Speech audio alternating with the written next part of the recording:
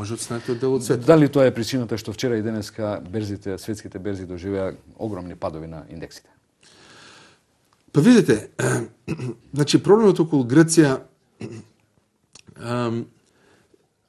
е познат, да речеме, подолг период. Не е проблем кој настана последната недела дена, но ми се чини дека постигна една кулминација со протестите кои настана, со насилството, со трагичната смрт на четворица луѓе што загинаа, овие слики од напади и насилство што вчера се покажува широм светот. Да. И мислам дека исто така имаше еден психолошки момент дека финансиските проблеми во Грција може да прераснат во општествени проблеми.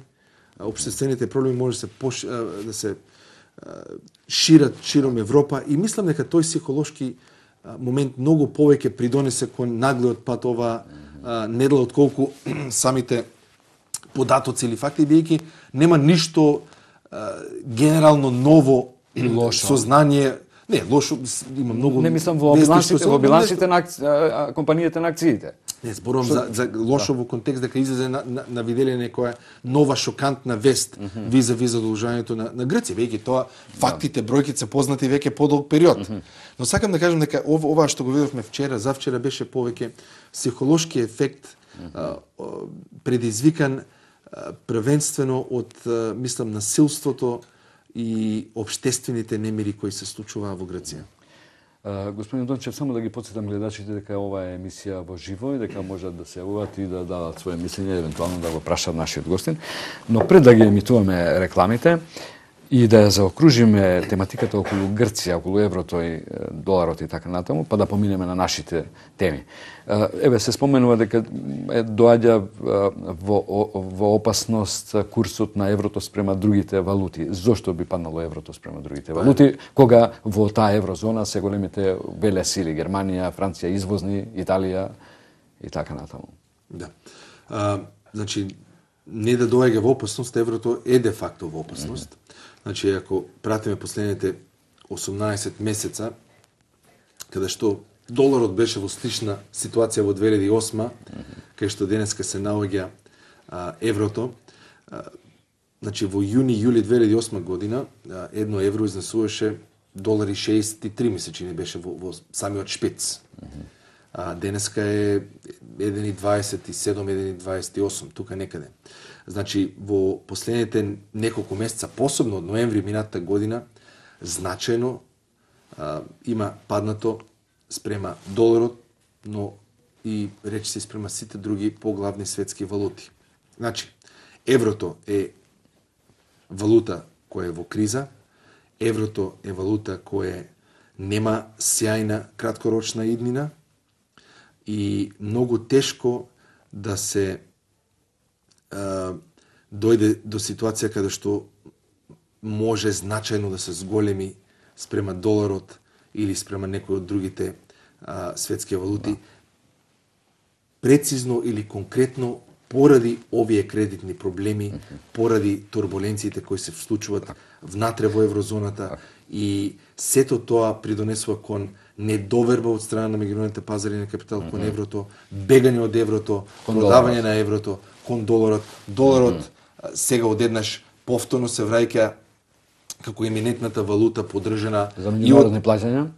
Добро, тоа го отсекуваш и бил и остана, тоа меѓутоа повторно си го враќа да речем еминенцијата што ја имаше, што привремено ја изгуби во 2008 година, 2009, но сепак повторно се оди кон тоа што се перципира како безбедна економија, безбедна валута и се разбира и најсилна воена сила во светот и мислам дека таа перцепција веќе е длабоко влезна во меѓународните пазари на капитал и затоа лично верувам дека во текот на оваа година лично очекувам дека еврото ќе падне некаде на 1,10 до 1,20 спрема долар. Господин Дончев, да потенцираме, значи да не се создаде паника на гледачите што евентуално не гледаат и се надевам дека не гледаат, дека еврото во однос на доларот, дали мислам, паритетот е одреден на 61 денар за едно ние евро, зборувавме дека ние зборуваме за еврото во односу на другите валути. Значи да потенцираме, вие кажете го тоа како слушник, затоа сте викнат во. Добро, мислам и јас и во тој контекст го давав одговорот, меѓутоа не зборувавме за но денарот спрема затоа реков да еврото. потенцираме, да.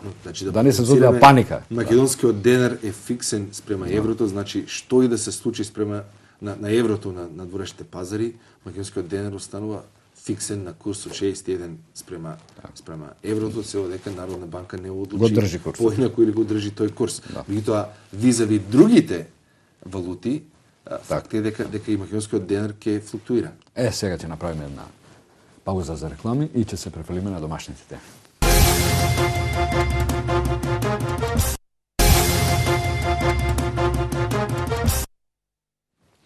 Ете, почитувани гледачи, разговараме со аналитичарот Ден Дончев, кој е наш вечерашен гостин во оваа наша емисија Паричник.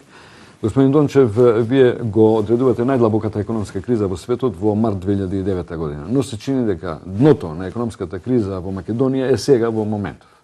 Значи, се затворат фирми, се отпуштаат работници, индустријското производство се намалува, извозот не е сјаен, се намалува исто така. Значи, нашата задолженост е исто така голема. Колку се слични нашите проблеми со грчките, што доведува Грција во ваков колапс? Не, ние, значи, како што спомнав предходно, Грција има долг од надворешниот долг изнесува 160% од бруто домашно производство. Нашиот е се уште околу 70. Меѓутоа, тука што е специфично со македонската економија и опасноста за македонската економија? Прво, Грција има многу постабилни извори на девизи. Значи, од туризам, од индустрии, големи индустрии како од бродскиот транспорт и така натаму. Република Македонија и економијата неизина онако како што е денес, во најголем дел е зависна од трансферите кои ги добива од диаспората за опстанок или за задржување стабилност на самата валута и од тука ги црпа девизите за да може да ги сервисира своите надворешни долгови. Нашиот годишен бруто домашен производ изнесува околу 5,8 милиарди евра. Од тој износ, преку 1 милиарда евра се девизните приливи, чисти девизни приливи кои доаѓаат од трансфери или девизни дознаки од диаспората. Кога викаме диаспората, станува збор за македонци кои многу оддамна се иселиле од Македонија во Австралија, Америка, Канада, па некои делови од Европа, како прва категорија на луѓе кои редовно плаќаат девизи назад, праќаат до своите блиски роднини и така за помош. Втората категорија се македонци кои живеат во овие 4 земји и доаѓаат годишно редовно назад на одмор. И овде ги минуваат на минувачкиот пазар. И трошат пари. Овде има некои проценки 10 до 15 илјади фамилии редовно доаѓаат на одмор во својата летно време, секој летно време.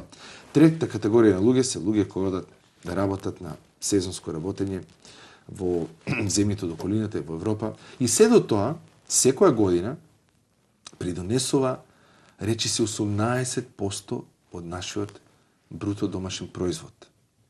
Меѓутоа, што би се случило ако овие трансфери значајно се намалат поради било која причина? Тогаш се доведува до прашање ризикот или тоа станува голем ризик за Република Македонија да може да ги отплаќа, да ги сервисира своите надворешни долгови. Значи, прво, ние го немаме истиот луксус поради нашата структура на нашата економија да се задолжуваме многу повеќе од оваа ниво што сме сега. Вие рековте 70%, тоа е многу исто така, ако е 70%. Апсолутно е многу. Бидејќи официјалната бројка е по 60. Значи станува на 100 GDP во задолжеността. Официјалната бројка е по 60. Во секој случај не е 60, станува збор за околу 6, значи GDP од 5,7, 4 милиарди евро долг. Значи тоа испаѓа некаде околу 66-67%. Тоа е, мислам, зборам за бруто надворешниот долг на приватниот и и јавниот сектор. Тоа е факт. 4 милиарди од 5,7. Второ, голем дел од македонскиот извоз со кој ние ги остваруваме девизните приливи е во сектори кои што зависат од берзански цени. Значи, вредноста која ние остваруваме зависи од берзанските цени на челикот, на никелот, на бакарот и така натаму. Видовме дека во последните 12 месеца, кога имаше значителен пат на овие цени, нормално нашите големи индустријски капацитети отпуштаа работници. Апсолутно, меѓутоа тоа се рефлектираше и во вкупниот извоз, што значи и вкупниот девизен прилив, и затоа во еден момент минатата година Народна банка во период од 6 месеца беше принудена да продаде или да интервенира на девизниот пазар преку продажба од 600 милиона евра за да го задржи курсот на стабилен. Значи, овие два фактора, сакам да кажам, не ставуваат во поранлива ситуација споредено со една Грција и затоа лимитот на нашиот долг ни во никој случај не може да биде над 100% од GDP како што е во Грција. Значи, може би имаме уште простор. Еве и владата најавува дека дополнително ќе задолжува и оваа година. Но прашањето е каде е лимитот на нашето надворешно задолжување пред да доживееме исто сценарио. Бидејќи конечно ние го немаме истиот луксус како Грција, бидејќи не сме дел од еврозоната. Во крајна линија видовме кога Грција дојде во ситуација испадна со пакет од 110 милиарди евра од големите членки на Европската унија, Европската централна банка, добро, и голем дел имаше и ММФ, но сепак членството се носи привилегии за Грција во овој случај во Европската унија, така што ние го немаме тој луксус и затоа споредба со Грција не е адекватна. Добро, да не ја споредуваме визави купното задолжување. Значи, да ви одговорам конкретно на што прашање спрема мене. Лимитот на вкупното надворешно задолжување на Република Македонија е сигурно под 100% од нашето GDP. Не можам да кажам точно дали е тоа 80 или 90, но во секој случај, имајќи предвид дека веќе сме приближно 70%. Немаме уште многу. Ви реков дека официјалната бројка е под 60%. Значи, јас повторно ви кажувам. 4 милиарди од, значи, јас мислам околу 66-67 е бројката. Јас не знам која бројка вие цитирате, но така. Значи, тоа е околу